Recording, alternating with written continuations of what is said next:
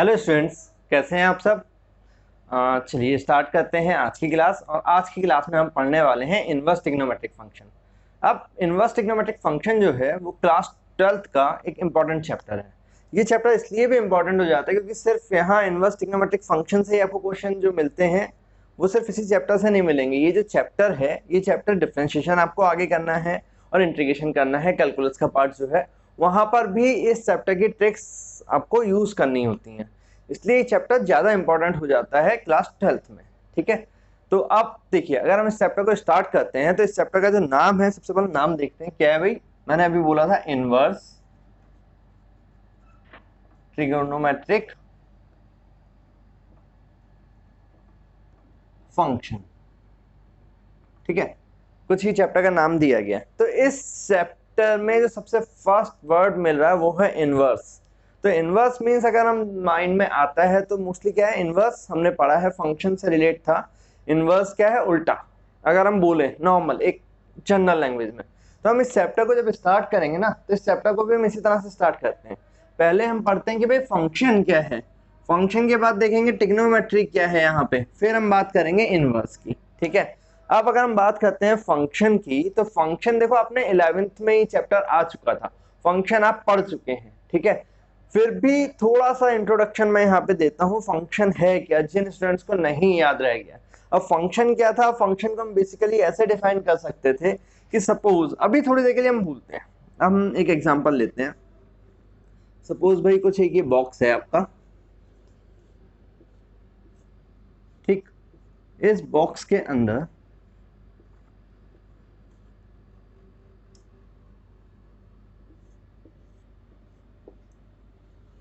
आप यहां से इसको, अभी मैं मान लेता हूं बॉक्स जो मैं बोला था ये कोई एक तरह की एक मशीन है। ठीक है, अब ये मशीन क्या है, इस मशीन के अंदर मैं यहां से कुछ इनपुट देता हूं और यहां से क्या मिल जाता है मुझे, इसका आउटपुट मिलता है। यहां से हमने दिया इनपुट और यहां से हमें क्या मिला, आउटपुट। अब देखो सपोज भाई इस मशीन का वर्क क्या है, इस मशीन का वर्क ये है कि मैंने यहां से कोई एक वैल्यू डाली, मैथ्स की बात कर रहा हूं तो ये मशीन जो हमारी मैथ्स से रिलेटेड है। अब यहाँ पे हमने यहाँ पे एक वैल्यू इसके अंदर दी और ये मशीन क्या करती है कि भाई उस वैल्यू का आपको क्या करेगी, स्क्वायर करके बाहर दे देगी, स्क्वायर बाहर मिलेगा। मीन्स अगर मैं यहाँ पे अभी बोल देता हूँ, यहाँ से मैंने कहा कि यहाँ से हमने एक वैल्यू डाली x और जो आउट मिल रहा है आपको आउटपुट, वो हमारा fx कुछ रिजल्ट है। ठीक है, अब ये क्या है आपका, यहाँ पर अगर हम बात करते हैं तो देखो, अगर हम x की वैल्यू यहाँ पे हम पुट करते हैं, इसको देखते हैं कुछ इस तरह से, इसको डिफाइन कर लेते हैं, x है और fx है, और fx क्या है आपका, मशीन का वर्क होने के बाद x स्क्वायर है। x की वैल्यू मैंने 1 पुट करी, x की वैल्यू अगर 1 पुट करी होगी तो x स्क्वायर क्या मिला होगा, मशीन के बाहर आउटपुट क्या आया होगा, 1 आया होगा। x की वैल्यू 2 पुट करी होगी तो मशीन के बाहर आउटपुट क्या आ गया होगा आपका, 4 आ गया होगा। x की वैल्यू -2 पुट करी होगी तब रिजल्ट कितना मिला आपको, 4 मिला होगा अभी भी। अब आपने इसके अंदर एक रूट की वैल्यू पुट कर दी, √3, तब रिजल्ट कितना मिल गया आपको, 3।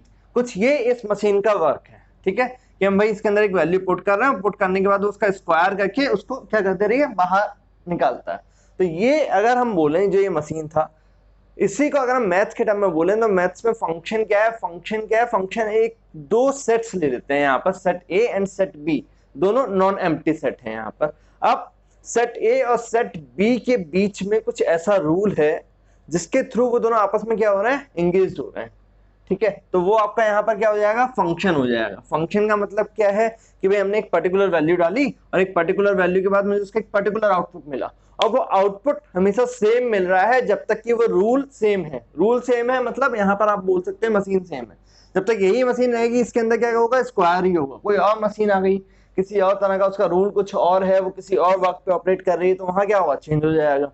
तो फंक्शन में क्या है, फंक्शन में बेसिक जब तक आपका रूल सेम है, जो रूल आपने अप्लाई किया, जो दो सेट्स को रिलेट कर रहा है, तब तक आपकी वैल्यू क्या आएगी, सेम वैल्यू आएगी। तो वो क्या होगा आपका फंक्शन। फंक्शन अब यहाँ पर हमने जो सीखा, अब इसी को अगर हम डिनोट करें तो हम ऐसे कर सकते हैं कि भाई ये x है, ये fx है, यहाँ पे हमने एक वैल्यू पुट करी 1 की हमें वैल्यू क्या मिली, 1 मिला, 2 पुट करी 4 मिला, -2 पुट करी 4 मिला, √3 पुट करा 3 मिला, कुछ इस तरह से। ठीक, इसको रिलेट करते हैं तो कुछ भाई ये इस तरह से मिल गया आपको।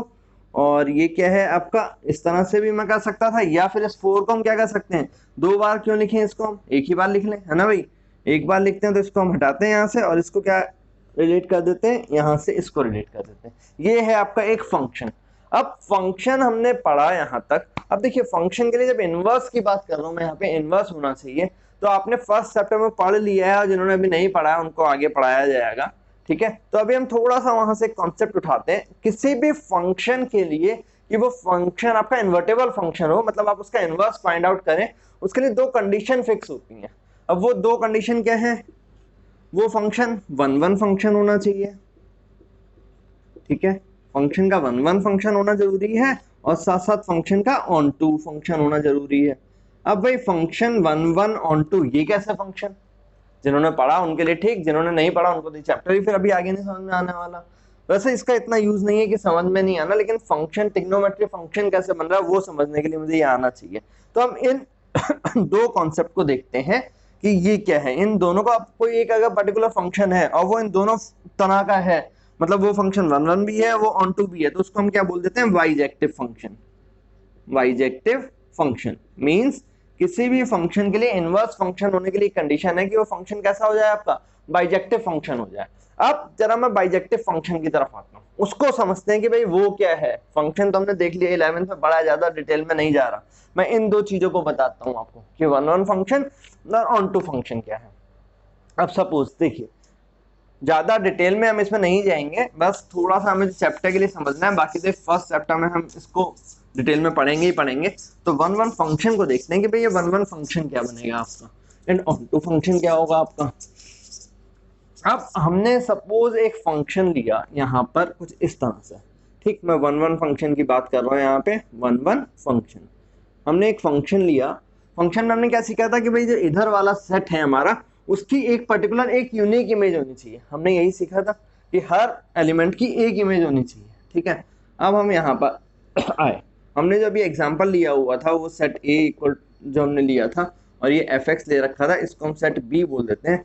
हमने कुछ इस तरह से लिया था, 1 की इमेज 1 बनी थी और 2 की इमेज 4 बनी थी, -2 की इमेज भी 4 थी, और √3 लिया हुआ था शायद, उसकी इमेज 3 थी। कुछ लास्ट एग्जांपल हमारा इसी तरह से था, ठीक, यही था हमारा लास्ट एग्जांपल। यहाँ पे क्या था आपका, फंक्शन है और फंक्शन कैसे है, a to b, और कंडीशन क्या थी, x² की कंडीशन ले रखी थी हमने।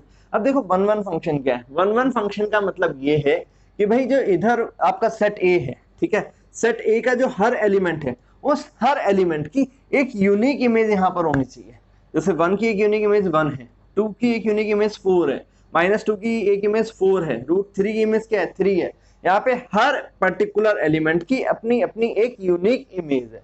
तो वो क्या है आपका, ये फंक्शन कैसा हो गया आपका, 1-1 फंक्शन हो गया, ठीक है। ये फंक्शन किस तरह का फंक्शन हो गया आपका, 1-1 फंक्शन हो गया, जहां पर हर एलिमेंट की अपनी एक यूनिक इमेज है, वो फंक्शन है आपका 1-1 फंक्शन। इतना आ गया। तो अगर 1-1 फंक्शन को लिखना है तो आप ऐसे लिख सकते हैं यहाँ पर, every element of set A has a unique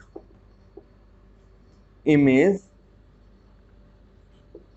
in set B। तो ये फंक्शन कैसा होगा आपका, 1-1 फंक्शन हो जाएगा, ठीक है। 1-1 फंक्शन यहां से हमारा इतना क्लियर, मत सिर्फ और सिर्फ ये, ठीक। अब देखो, अब आते हैं हम ऑन टू फंक्शन के लिए। अब ऑन टू फंक्शन क्या आएगा, अगर मैं ऑन टू फंक्शन की बात करता हूं तो ऑन टू फंक्शन में हमें क्या करना होगा। ऑन टू फंक्शन के लिए अगर हम बात करेंगे, इसको हटा देते हैं यहाँ से, इसी से समझते हैं। ऑन टू फंक्शन अगर हमें देखना है तो ऑन टू फंक्शन के लिए हमें क्या करना है, अब हमें सेट बी की तरफ से देखना है, और सेट बी की तरफ से हम इस तरफ देखेंगे। हमने सीखा था 11th में, ये क्या थे आपके, इमेज थे, तो इन एलिमेंट्स को क्या बोल सकते हैं, प्री इमेज। अब अगर ऑन टू फंक्शन की बात कर रहा हूं तो ऑन टू फंक्शन के लिए मैं क्या करूंगा, इस तरफ से देखूंगा, सेट बी की तरफ से, और सेट बी की तरफ से देखूंगा कि हर एलिमेंट सेट ए का उसकी एक यूनिक प्री इमेज है। मतलब 1 की एक इमेज है 1, 4 की एक इमेज है 2, और 4 की एक इमेज कैसी हो गई आपकी, -2। तो यहाँ पर 1 की अपनी एक यूनिक प्री इमेज है, 3 की अपनी एक यूनिक प्री इमेज है, लेकिन जो 4 है आपका, इस 4 की क्या है, ये 4 2 से भी रिलेट कर रहा है, इसकी 4 की प्री इमेज 2 भी है, और 4 की प्री इमेज क्या है, -2 भी है। तो यहाँ पे क्या हो गया, कंडीशन फेल हो गई। मतलब ऑन टू के लिए कंडीशन क्या है, ऑन टू के लिए कंडीशन अगर हम देखते हैं तो हम कुछ इस तरह से लेते हैं दोबारा से, इसको हमने बोल दिया कुछ 1 2 3 4, एक नया सेट यहाँ पे ले लिया ABCD। तो ये क्या कर रहा है, A B, ये C से रिलेट है, ये D से रिलेट है। अब अगर मैं इसमें देखता हूँ, देखो यहाँ पे A की अपनी एक यूनिक प्री इमेज है 1, B की अपनी यूनिक प्री इमेज है 2, C की अपनी यूनिक प्री इमेज है 3, D की अपनी यूनिक प्री इमेज है 4। तो ये फंक्शन क्या है, यहाँ पे हर किसी एलिमेंट की अपनी अपनी एक यूनिक प्री इमेज है, हर एलिमेंट की अपनी यूनिक प्री इमेज है। मतलब ये फंक्शन कैसा हुआ, यहाँ पर हम इसको बोलेंगे ऑन टू फंक्शन। ठीक है, तो अब अगर ऑन टू फंक्शन की बात करते हैं तो यहाँ पर ही इसको मैंने लिखा था 1 1 फंक्शन। तो ऑन टू फंक्शन आपको क्लियर हो गया, शॉर्ट में ही देख रहे हैं फटाफट जितना काम का है, बाकी अभी ज्यादा डिटेल में नहीं जा रहे हैं। यहाँ पर ऑन टू फंक्शन क्या है, every element of set B has a unique pre-image in set A। ठीक है, तो ये फंक्शन कैसा होगा, ऑन टू फंक्शन।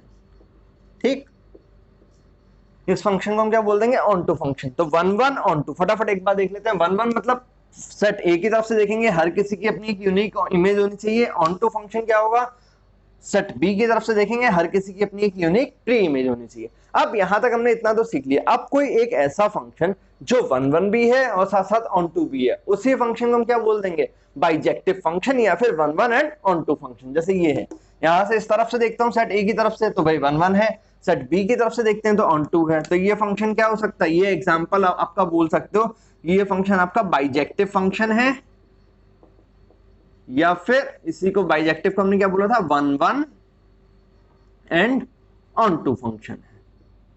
ठीक है, अब जो इस तरह का फंक्शन होगा, बाइजेक्टिव फंक्शन होगा, वही फंक्शन आपका कैसा हो सकता है, इन्वर्टेबल फंक्शन। क्योंकि इन्वर्टेबल फंक्शन क्या होता था, इनवर्स फंक्शन हमने पढ़ लिया 11th में। क्या होता था इनवर्स में, क्या होता था, जो डोमेन है आपका, ये वाला सेट डोमेन कहलाता था। ठीक है, और ये वाला सेट क्या होता था आपका, कोडोमेन। यही तो था, जो डोमेन है आपका वो कोडोमेन बन जाएगा, जो कोडोमेन है वो डोमेन बन जाएगा, या फिर कोडोमेन के अंदर ही आपका रेंज भी आता था। वो सब आपने 11th में पढ़ा है, और फंक्शन चैप्टर में हम उसको और डिटेल में करेंगे भी। अभी के लिए बस इतना देखते हैं। ठीक, तो मतलब यहाँ पे एक कंडीशन मिली, किसी भी फंक्शन के लिए, इन्वर्टेबल फंक्शन होने के लिए बाइजेक्टिव होना जरूरी है। और बाइजेक्टिव का मतलब है वो 1 1 फंक्शन भी हो और साथ साथ वो फंक्शन कैसा हो, ऑन टू फंक्शन भी हो। ठीक है, तो अब ये सारा डिटेल मैंने यहाँ पे आपको इनवर्स ट्रिग्नोमेट्री में पढ़ाया।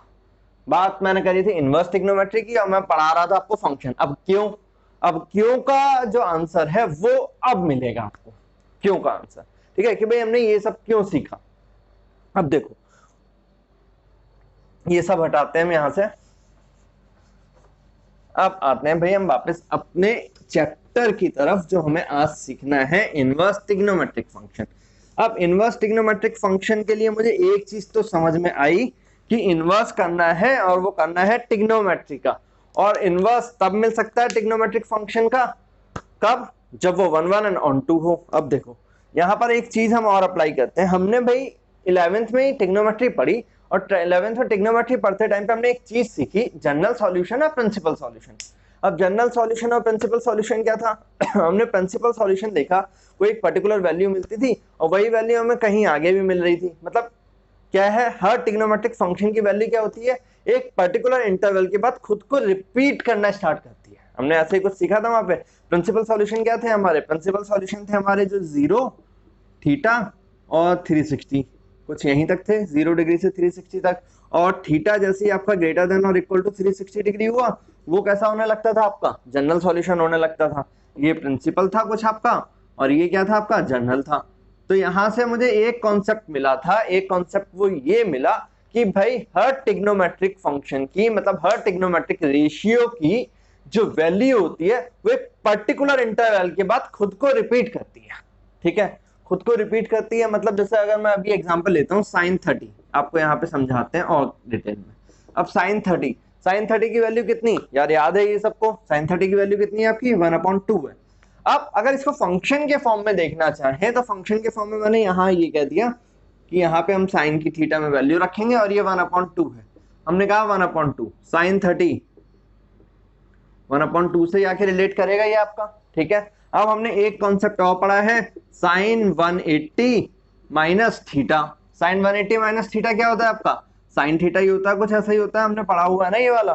तो मतलब यहां से क्या हो गया, अगर मैं साइन 150 की वैल्यू निकाल दूं तो साइन 150 की वैल्यू भी कितनी आने वाली है, 1/2 ही आने वाली है। ठीक है, फिर हमने एक और पढ़ा है साइन 360 प्लस थीटा, तो ये वाली वैल्यू भी साइन थीटा ही रहती है आपकी। फर्स्ट क्वाड्रेंट में पहुंच गए आप वापस से। तो यहाँ पे अगर हम लिख लेते हैं साइन 390, तो 390 की वैल्यू भी कैसी आ गई आपकी, 1/2 आ गई। अब जरा यहाँ पे देखा, साइन के 3 एंगल्स के लिए वैल्यू मुझे 1/2 मिल रही है। ठीक है, कोई प्रॉब्लम नहीं, मिलती है तो हमने पढ़ा है यार, इसमें कौन सा नया है।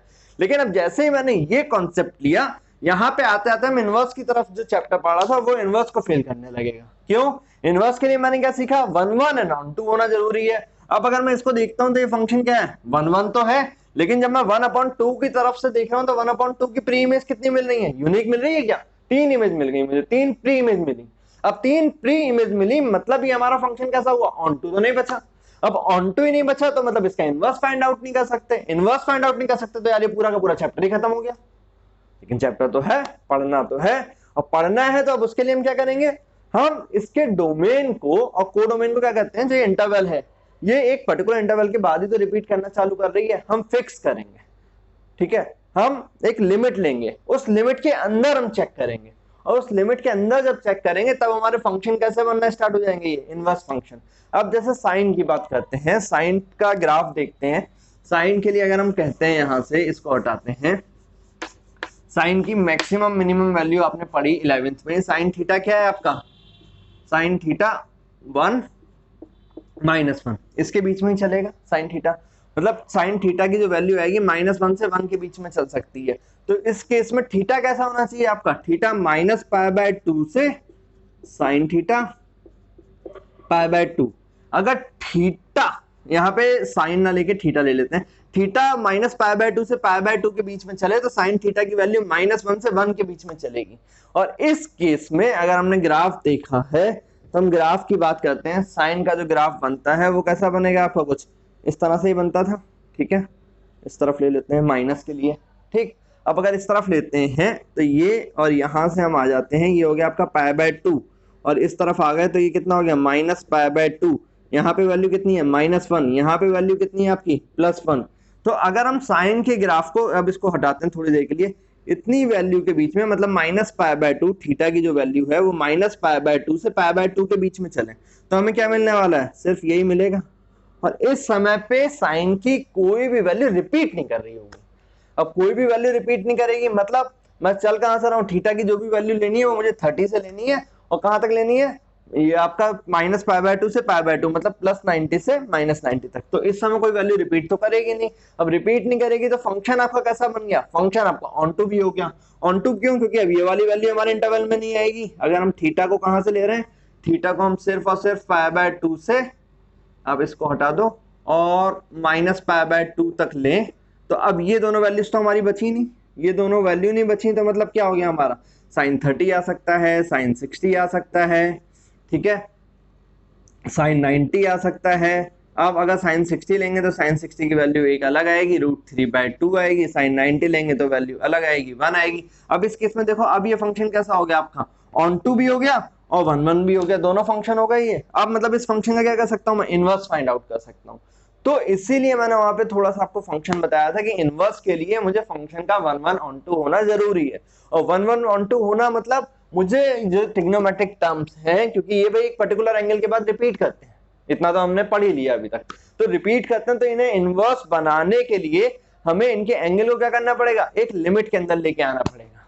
तो मतलब मुझे यहाँ पे इन फंक्शंस के डोमेन देखने पड़ेंगे कि मैं कितनी वैल्यू पुट कर सकता हूं ताकि मेरा फंक्शन कैसा रह जाए, एक इनवर्स फंक्शन बना रहे। ठीक है, अब इनवर्स फंक्शन बनाने के लिए मतलब ट्रिग्नोमेट्रिक रेशियो में क्या करना है, मुझे कुछ ना कुछ लिमिट लगानी है, डोमेन्स देखने हैं। तो यहाँ पे एक चीज मुझे जो अभी फर्स्ट यहाँ से मैं सीखा कि इनवर्स ट्रिग्नोमेट्रिक फंक्शन पढ़ने के लिए हर ट्रिग्नोमेट्रिक फंक्शन के डोमेन को मुझे याद करना पड़ेगा कि भाई वो कहां से कहां तक आपका इनवर्स बन रहा है। अलग अलग इंटरवल पे बनते हैं आपके इनवर्स, जरूरी नहीं है -π/2 से π/2 पे ही बने, ठीक है, चेंज किया जा सकता है, लेकिन वो सब कैसे आपके जनरल में आ जाते हैं। प्रिंसिपल सॉल्यूशन में यहाँ पे ले रहा हूँ, प्रिंसिपल ले रहा हूँ डोमेन में यहाँ पर, ठीक है, इतना क्लियर हो गया यहाँ पे।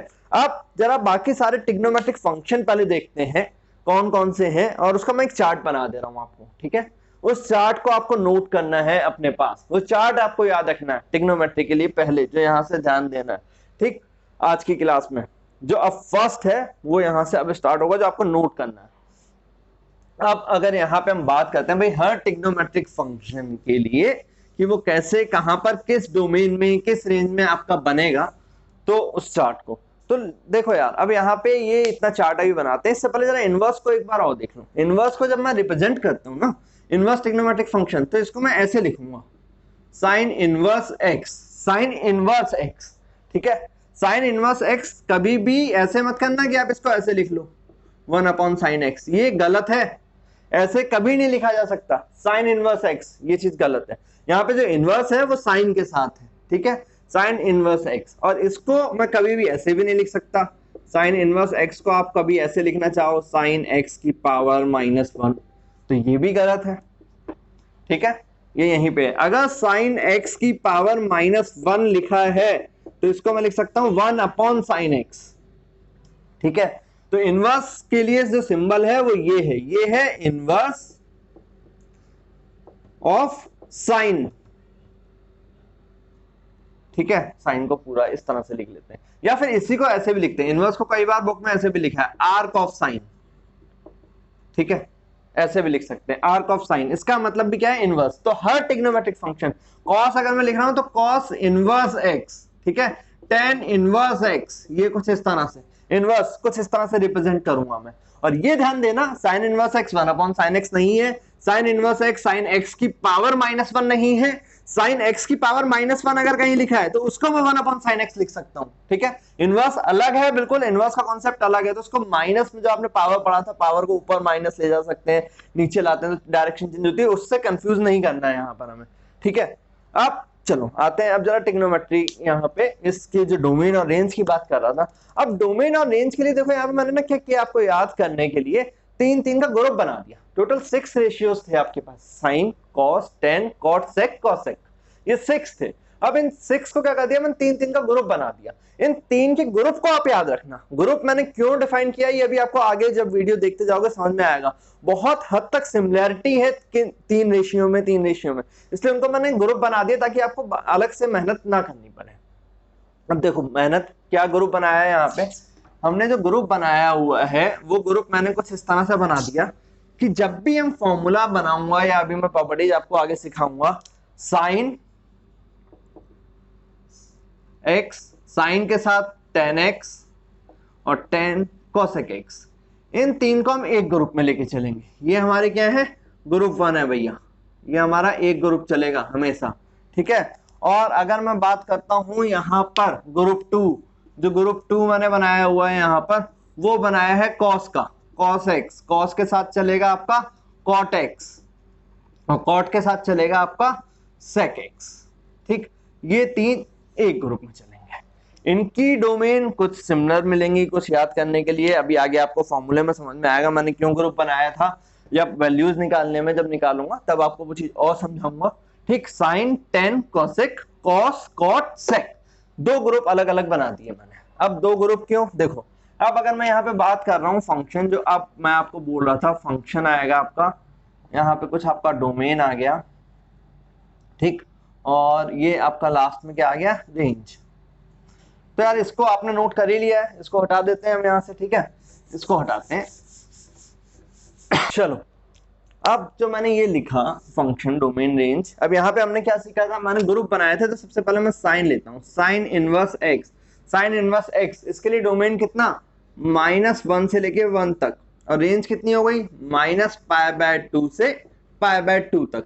यहाँ पे यार ये जो ब्रैकेट्स है ना वो ध्यान देने, ये क्लोज इंटरवल के हैं, मतलब -1 और 1 इंक्लूड है, -π/2 और π/2 इंक्लूड है, याद है ऐसा कुछ, ये क्लोज इंटरवल के लिए थे, ये ओपन इंटरवल के लिए यूज होते थे, ठीक। अब साइन के साथ मैंने जो लिया था ग्रुप में वो लिया था tan इनवर्स x, तो tan की वैल्यू यार देखो हमने सीखी थी, tan थीटा जो उधर आता था वो क्या होती थी, वैल्यू क्या होती थी उसकी, इन्फिनिटी तक कोई भी वैल्यू अटेंड कर सकता है tan, तो वो यहाँ पे डोमेन है क्योंकि इनवर्स के लिए है, तो ये आ गया r, और ये क्या आ गया -π/2 से π/2 ओपन इंटरवल, क्योंकि इन वैल्यू पे आते आते tan क्या हो जाता है आपका नॉट डिफाइन की तरफ आता है। ठीक है, तो ये कुछ इतना। फिर हमने सीखा था यहाँ पे कॉसेक, क्योंकि ये भाई इसी ग्रुप में रहने वाला है आपका। ठीक है, अब कॉसेक अगर इसी ग्रुप में रहने वाला है तो आर ये आपका, ठीक है, माइनस करते हैं और इसमें से वैल्यू कौन कौन सी नहीं आएंगी, -1 और 1, इसको ओपन में। ठीक है, कॉसेक में ये दोनों वैल्यूज जो साइन की है वो नहीं आने वाली, ये दोनों वैल्यूज नहीं मिलती, कॉसेक 1 की तरफ कभी नहीं आता। ठीक है ना, ये इंटरवल है आपका। अब यहां पर अगर मैं आता हूं तो ये कितना आ जाएगा भाई आपका, -π/, ये इतना, तो ये कितना आ जाएगा, -π/2 से π/2, और इसमें क्या कर दें आप, माइनस क्या कर देंगे, माइनस कर देंगे यहां से 0, क्योंकि ये 0 पे क्या होता था, नॉट डिफाइन की तरफ आता था। ऐसे ही कुछ केस था तो उस चीज को हमने यहां से हटा दिया। ठीक, 3 का ग्रुप ये। अब इसके बाद हमने जो बाकी 3 देखे थे वो क्या सीखे थे, हमने सीखा था cos इनवर्स x आएगा आपका। अब cos इनवर्स x के लिए क्या है, ये भी भाई आपका -1 से 1 चलता है, लेकिन ये कहां से चलेगा, -1 से 1, ये चलेगा 0 से पाई के बीच में, 0 से पाई के बीच में। cos के साथ मैंने सीखा था क्या लेके आना है यहाँ पे, cot inverse x। cot inverse x जो आएगा ये क्या होगा आपका, ये भी रियल चलता है आपका। ठीक है, ये रियल चलता है, लेकिन ये कहाँ आ जाएगा, ओपन ब्रैकेट में आ जाएगा 0 से पाई। कॉट के साथ हमने एक लास्ट सीखा था इस ग्रुप में sec inverse x। sec inverse x में क्या आएगा, ये भी आपका रियल आएगा, बस यहाँ से क्या हो जाएगा, -1 to 1, और इस इंटरवल में से क्या आपको माइनस करना पड़ेगा, 0 पाई, माइनस क्या कर देंगे यहाँ पे, π/2, क्योंकि π/2 पे देखो sec कैसा हो जाता था आपका, याद होगा आपको, नॉट डिफाइन की तरफ आता था। ठीक है, तो कुछ ये इस तरह का आपको ये चार्ट याद देना है। ये चार्ट आगे के जो फॉर्मूले हैं, प्रॉपर्टी है, वहां पे ध्यान देने हैं।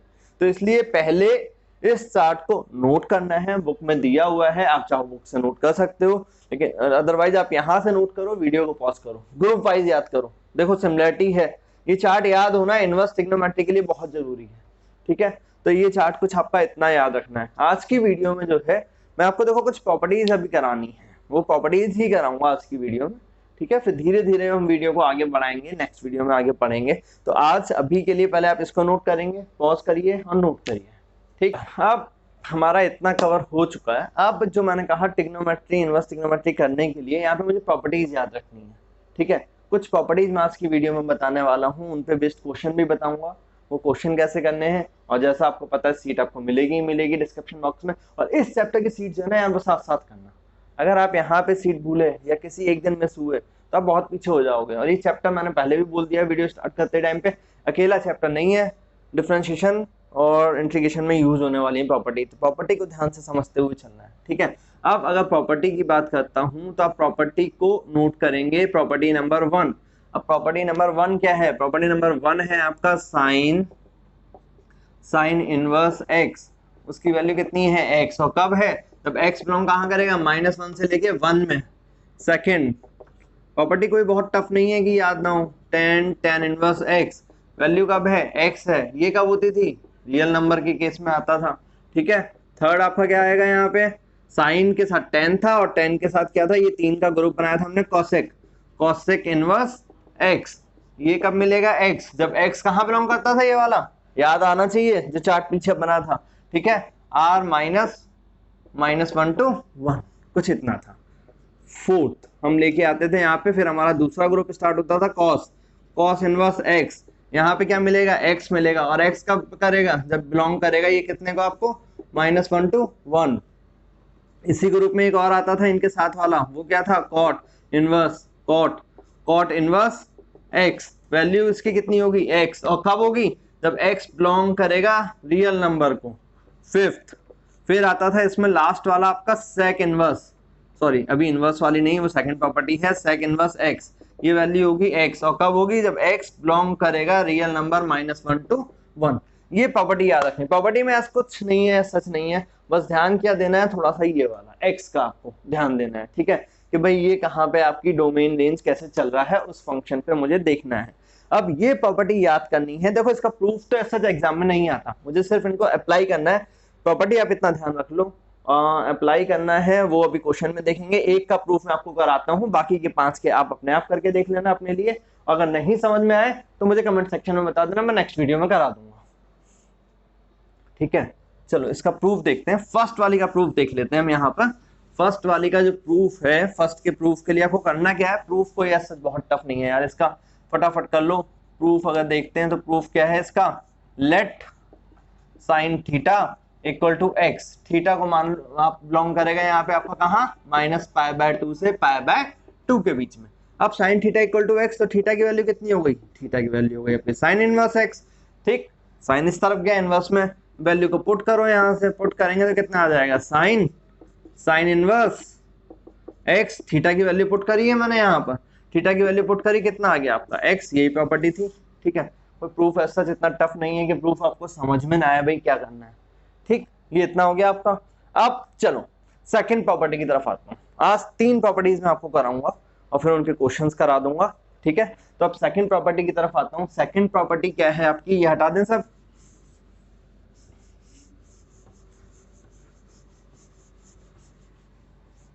Property number 2 second property. अभी देखो मैंने फर्स्ट में पढ़ा था साइन इनवर्स एक्स, अब मैं सेकंड प्रॉपर्टी जो है, सेकंड प्रॉपर्टी में क्या पढ़ रहा हूँ, साइन इनवर्स अब की बार बाहर आ गया और ये हो गया sine theta equal to theta. और थीटा कब, जब थीटा बिलोंग किसको करता था, -π/2 से π/2, साइन के साथ टेन चलता था, टेन इनवर्स टेन थीटा, ये कितना, ये भी थीटा, कब, थीटा बिलोंग करेगा -π/2 से π/2। थर्ड कॉट इनवर्स, ओ सॉरी साइन टेन, इसके साथ हमारा क्या चलता था, कॉसेक इनवर्स कॉसेक थीटा, तो ये भी कितना, थीटा। ये कब होता था, थीटा बिलोंग्स टू -π/2 टू π/2, इसमें आपके क्लोज ब्रैकेट थे और माइनस क्या हो जाता था आपका 0। ठीक है, फोर्थ आ जाता था आपका कॉस इनवर्स कॉस एक्स, ये भी आपका कितना, थीटा चल रहा है यहाँ पे हमारा, अभी एंगल की बात कर रहे हैं तो थीटा कितना 0 टू पाई। फिफ्थ कॉस के बाद क्या आता था, कॉट आता था कॉस के ग्रुप में, तो cot theta equal to theta, कब, theta belongs to open bracket 0 to pi. Last एक यहाँ पे बचा, वो क्या होता था आपका सेक इनवर्स सेक एक थीटा, ये थीटा आ गया, ये कब, थीटा बिलोंग्स टू 0 टू पाई और माइनस क्या कर दो, π/2। ठीक है, ये प्रॉपर्टी वो थी एक्स के टर्म पे, ये थीटा के टर्म्स पे, एंगल के टर्म्स पे। ठीक है, तो अब ये प्रॉपर्टी, चलो इसका भी एक का प्रूफ देख लेते हैं। ठीक है, प्रूफ देख के फिर आगे बढ़ते हैं फटाफट। अब यार अगर इसका प्रूफ देखना है तो प्रूफ इसका भी फर्स्ट वाले का देख लेते हैं। फर्स्ट मैंने देखा था sine inverse sine theta equal to theta, theta किसको बिलोंग कर रहा था, -π/2 टू π/2। तो यहां से हम लेते हैं let sine theta equal to x, x आपका वही है -1 to 1। ठीक है, तो थीटा की वैल्यू कितनी आ गई यहाँ से, साइन इनवर्स एक्स, कुछ इतनी आएगी आपकी। ठीक, अब देखो यहां से एक्स की वैल्यू को पुट कर दो, अब की बार theta equal to sine inverse x क्या था आपका, साइन थीटा, हो गई प्रूफ। ठीक है, ये प्रूफ है इसका। प्रूफ अगेन आपका एग्जाम में नहीं आना, बस याद रखना क्वेश्चन में ये प्रॉपर्टी यूज होनी है मुझे, तो प्रॉपर्टी ध्यान देना है बस। वहां पे खेल क्या होगा, एंगल का होगा, एंगल कन्वर्ट करना, रेंज में लाना होगा आपको, जिस रेंज में ये चल रहे हैं, तो वो अभी हम क्वेश्चन में देखने वाले हैं। अब थर्ड प्रॉपर्टी एक लास्ट प्रॉपर्टी है, वो इंपॉर्टेंट बनती है क्वेश्चन के लिए, तो उसको भी थोड़ा सा ध्यान से देखो। प्रॉपर्टी जो भी करा रहा हूँ सारी इंपॉर्टेंट है, मैं किसी एक पर्टिकुलर प्रॉपर्टी को नहीं कह सकता, बस उस प्रॉपर्टी का काम क्या है, किसी एक इनवर्स ट्रिग्नोमेट्रिक टर्म को किसी दूसरे इनवर्स ट्रिग्नोमेट्रिक टर्म में कन्वर्ट कर देना है। Property number 3। अब प्रॉपर्टी नंबर 3 क्या है, देखो उसके लिए मैं आपको बेसिक सा एक कॉन्सेप्ट याद दिला देता हूँ। ट्रिग्नोमेट्री थी, ये थीटा था, तो इसके सामने वाला क्या हो जाता था, परपेंडिकुलर होता था, ये हाइपोटेनियस था, ये बेस था।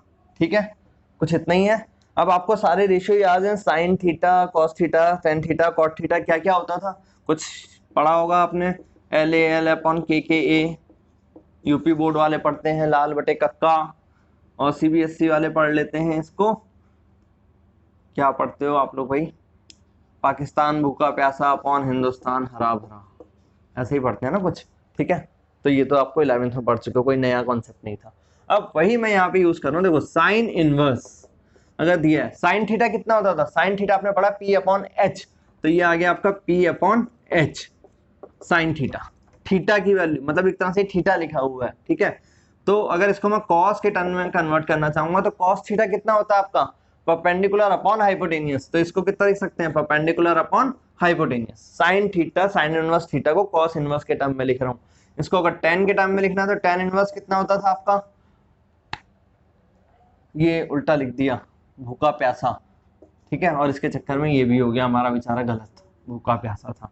तो टेन इनवर्स कितना होगा, टेन इनवर्स हो गया आपका पी अपॉन बी, ठीक है, कुछ इतना।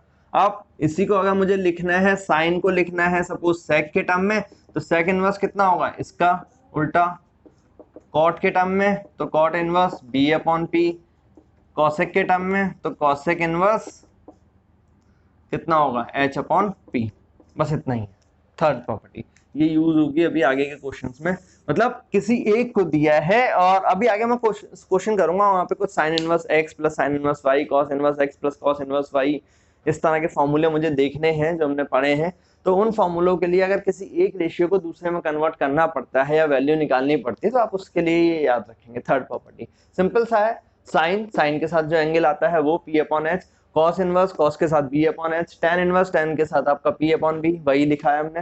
थर्ड प्रॉपर्टी ये है, ठीक है। तो ये तीन प्रॉपर्टी जो मैंने आज आपको कराई, ये तीन प्रॉपर्टी अब आप याद रखोगे, ठीक है।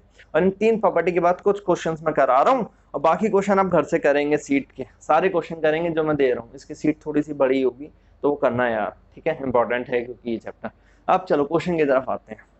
तो यार ये है कुछ एक first question, basic 1 mark question जो मिलता है आपको, ठीक है, कॉम्पिटिटिव एग्जाम्स में मिल ही जाता है अधिकतर ऐसा क्वेश्चन।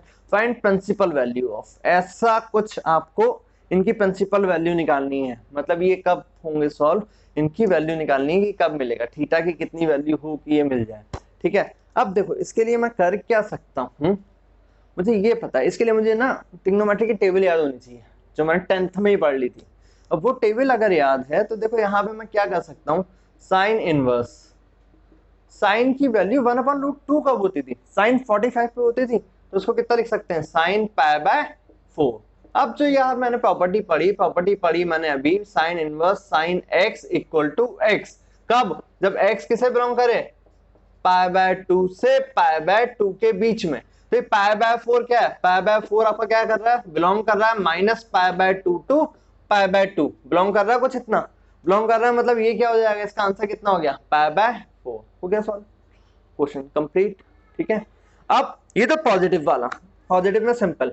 अब देखो यहाँ पे निगेटिव वाला दिया है मैंने, सेकंड क्वेश्चन में दिया है, थर्ड क्वेश्चन में दिया है, तो इसके लिए ना जब मैंने अभी ग्रुप बनाया था वो ग्रुप याद करो। अब ये चीज तो आई गई है समझ में।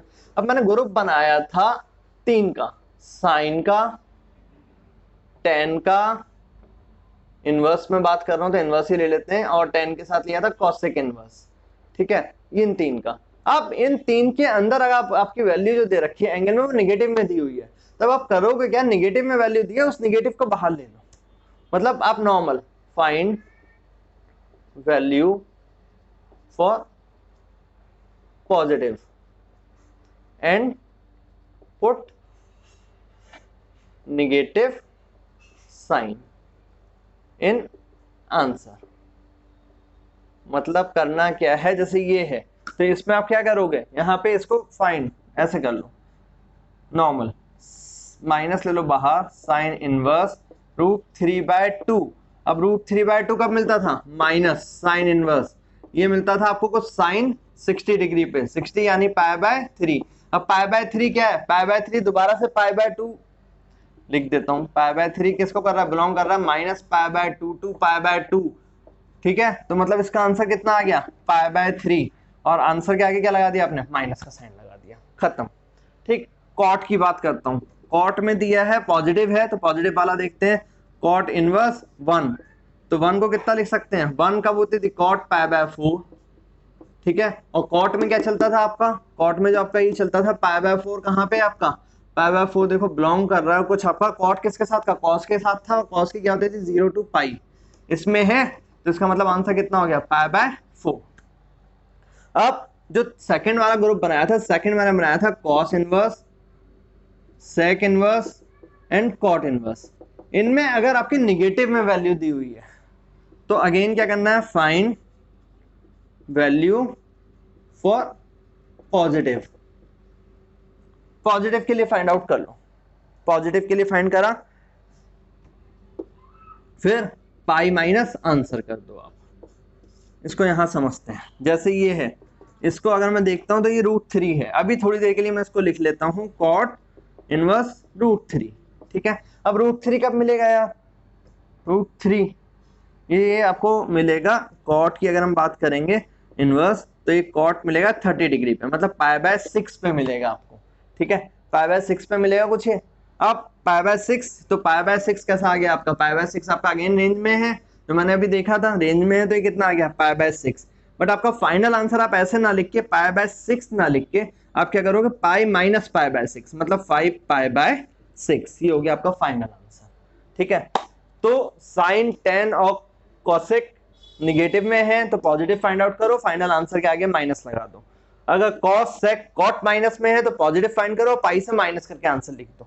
ये कुछ फर्स्ट टाइप बेसिक क्वेश्चन जो आपको मिलना है, वो कुछ क्वेश्चन ऐसा मिलेगा आपको, ठीक है। तो ये क्वेश्चन आप कर पाएंगे आराम से। चलो अब आज के क्वेश्चन मैं अभी वीडियो को यहीं पे रोकता हूँ, आज की वीडियो में इतना ही करते हैं। और कुछ सीट दी है उसमें मैंने सेकंड थर्ड प्रॉपर्टी के भी दिए हैं, उनके क्वेश्चन चलो मैं नेक्स्ट वीडियो में आपको करा दूंगा, टाइम बहुत हो रहा है, ठीक है। तो अगर जिनके हो जाते हैं अच्छी बात है, जिनका नहीं होता है मुझसे फर्स्ट वाले के करना अभी सीट में जो दिया है, बाकी हम नेक्स्ट वीडियो में कवर करेंगे, ठीक है। चलो, और वीडियो को लाइक सब्सक्राइब करना मत भूलना, ठीक है।